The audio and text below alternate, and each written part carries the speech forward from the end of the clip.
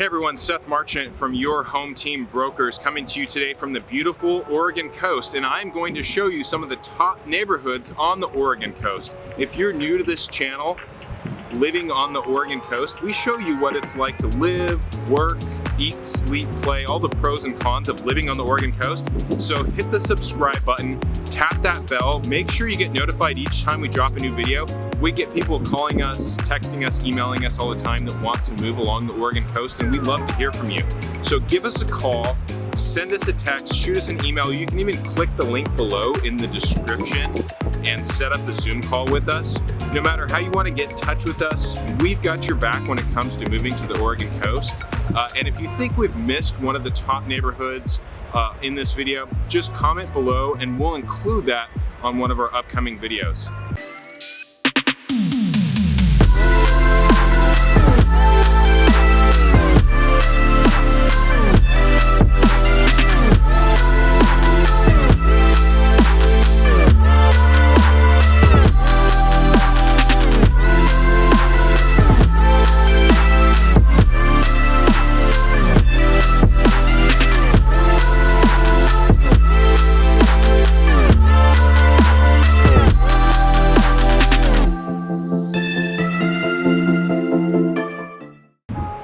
The top neighborhoods on the Oregon coast. We are going to start first with Salishan.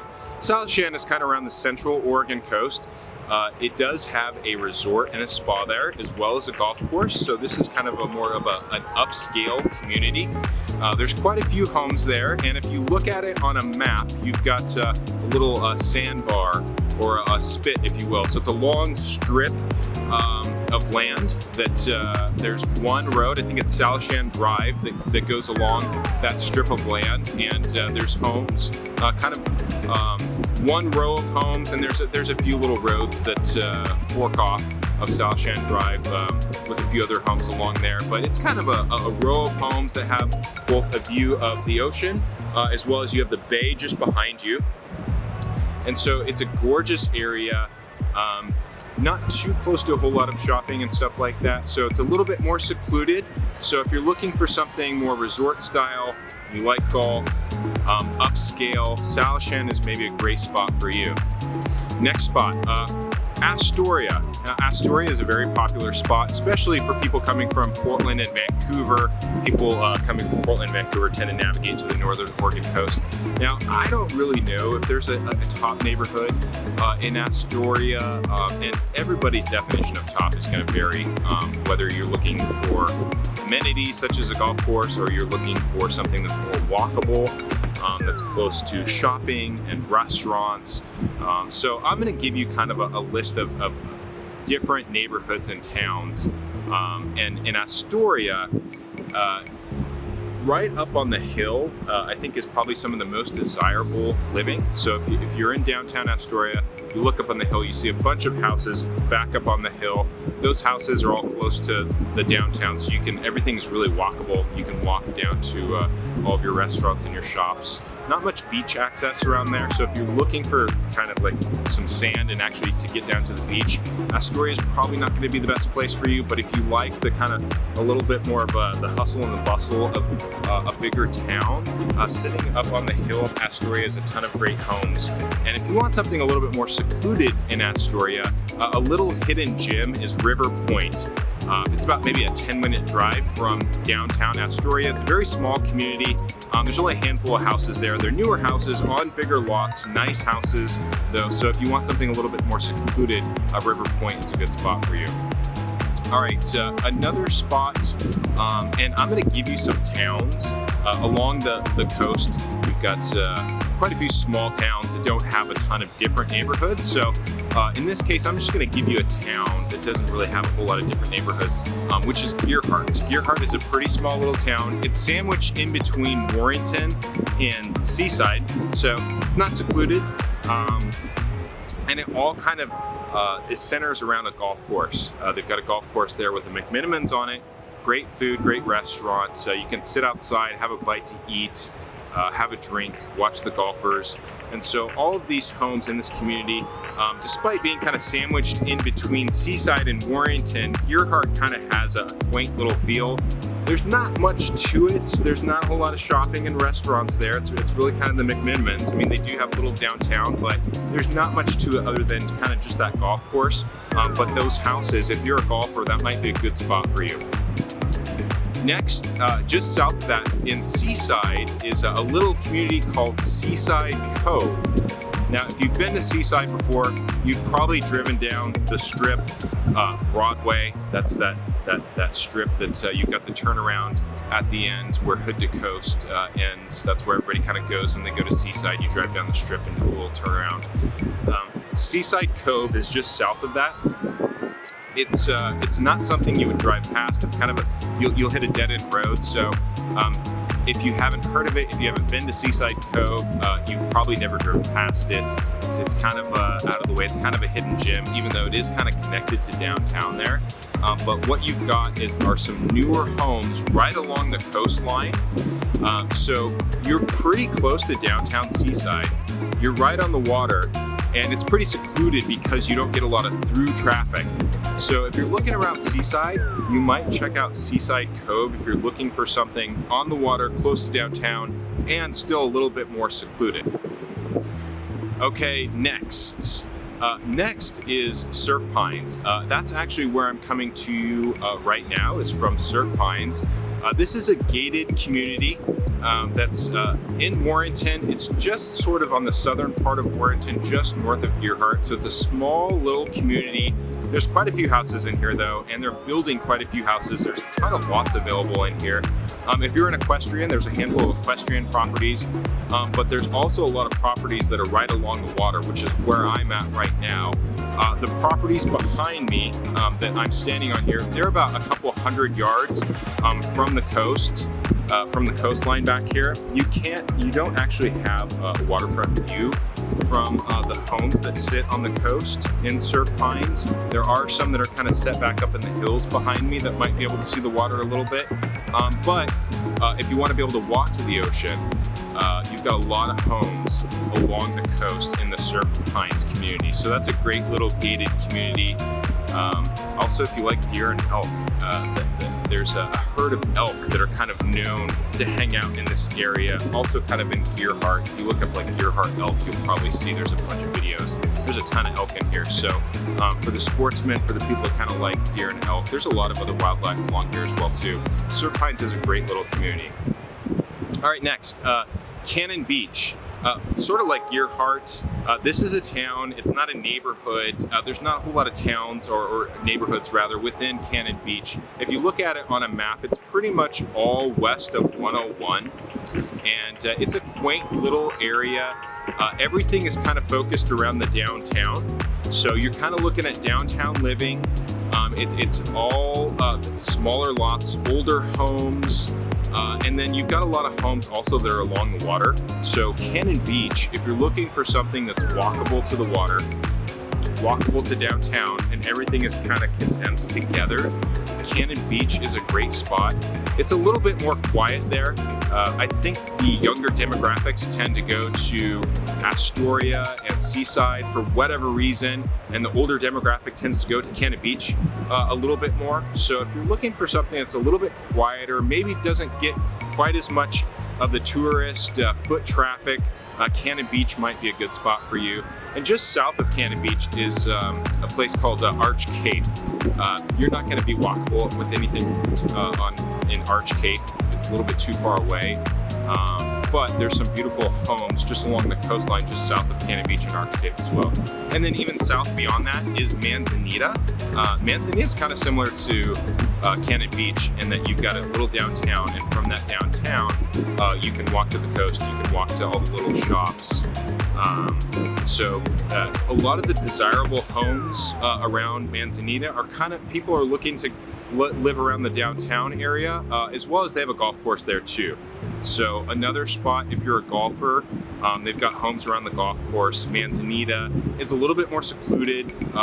there's a lot of people, I think there's a lot of vacation rentals in Manzanita, so you do get a little bit more traffic, but it's a smaller area, so you don't get a ton of tourists like some of the northern coastal towns like Astoria. Next is Sahali Shores, which is in Nesquin, and that is a very small community that kind of sits up on a bluff. Newer homes, big lots. I think there's some lots available. I think they're still building there too. I think there's maybe even a lot available right now as I'm filming this. And that's if you're looking for something with some great views. So you sit up on a bluff and you can see to the northern Oregon coast and the southern Oregon coast, and you're overlooking 100 miles of coastline. And it's very secluded. You're not very close to anything. You're not super close to a whole lot of restaurants and shopping. So if you're looking for a larger home, maybe to build a bigger home on the bluff somewhere, to have a great view around the central Oregon coast, Sahali Shores might be a good spot for you. Next is Little Whale Cove, which is in Depot Bay.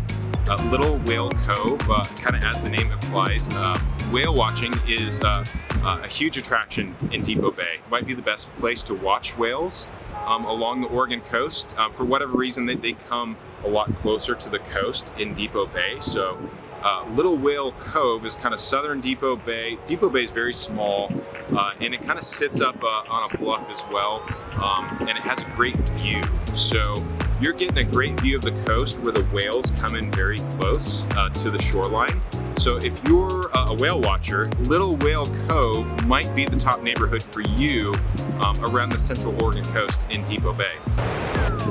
Now next, if you're looking for a larger town that has more shopping, more restaurants, all the amenities that come with bigger towns, around the southern Oregon coast, in Coos Bay, there is a hill called Telegraph Hill. There's a bunch of very large homes that you can kind of see from downtown Coos Bay. There's a lot of great little neighborhoods along Coos Bay. Telegraph Hill is kind of one of the cooler neighborhoods because it's got a great view. You're overlooking the bay as well as downtown, and there's a lot of great houses up on Telegraph Hill. There's some smaller pockets around Coos Bay too that are closer to the coastline. Telegraph Hill is kind of tucked away in the bay, so you're not very close to the ocean there at Telegraph Hill, but the views are amazing. There's a lot of nice houses up there, so if you're looking around Coos Bay, look to Telegraph Hill. Now just south of Coos Bay is Bandon. Bandon is a town. It's kind of one of those situations where they don't have a whole lot of different neighborhoods. It's a small area, so not a ton of different neighborhoods in Bandon, but if you recognize that name, you probably associate it with golf. Bandon has one of the top golf courses in the world. And so if you're a serious golfer, I've mentioned a few other golf courses in this video. If you're a serious golfer, Bandon is probably going to be your number one choice along the Oregon coast if you really want to hit the greens hard.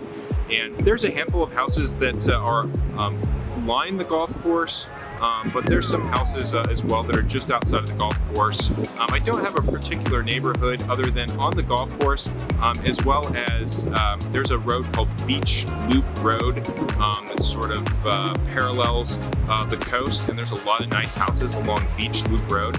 So if you're a serious golfer, you might want to look to Bandon. You might want to look to something on around the golf course or along Beach Loop Road.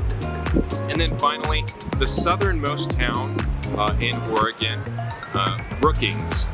Brookings, pretty close to the California border, so you're kind of getting that real southern Oregon, northern California coast feel. In other words, you got a lot of crazy, amazing rock formations all along the coastline. I don't know that I have a favorite neighborhood in Brookings, but the thing to do in Brookings, if you can pick a home in Brookings, it's to get one of those homes along the coast with one of those amazing views of those rock formations. There's a ton of houses up and down the coast on Brookings. You're not going to have beach access. Everything is kind of set up on a bluff or on a cliff somewhere, so not a lot of beach access, but amazing views, amazing sunsets. Some of the prettiest coasts along the Oregon coast, as well as the California coast. Again, you're right there on the northern California border. So if you're looking for something beautiful, some temperate weather. Brookings has a fair amount of shopping and restaurants. It is a little bit seasonal once you get that far south to Gould Beach or to Brookings. Some of the restaurants close early in the evening. Some of them don't go year-round. So it's kind of quiet down there, not a lot of hustle and bustle, but if you're looking for something a little bit more temperate as far as the weather and quiet as far as the traffic goes, and you want something beautiful, there's a lot of homes along the coastline that have amazing views in Brookings. All right, so that's our list of homes for top neighborhoods on the Oregon coast. Again, if we've missed one, comment below, let us know what that is, and we'll include that on our video next time. And then last, like I mentioned, I am in the Surf Pines neighborhood. You're not gonna be able to see this that well, but let me see if I can give you a little view. It's tough to see with the wide angle, but this is what you're looking at for homes in Surf Pines. You can kind of see they're all kind of about a couple hundred yards back from the coastline. Again, the homes right here on the coast, you don't quite have views of the water from your house, but it's only a couple hundred yards to walk down to this. And as you can see, not a lot of people out here. You want something a little bit more secluded? Walk down to the beach and not have to see people all the time? This is a great neighborhood. All right, everybody, take care.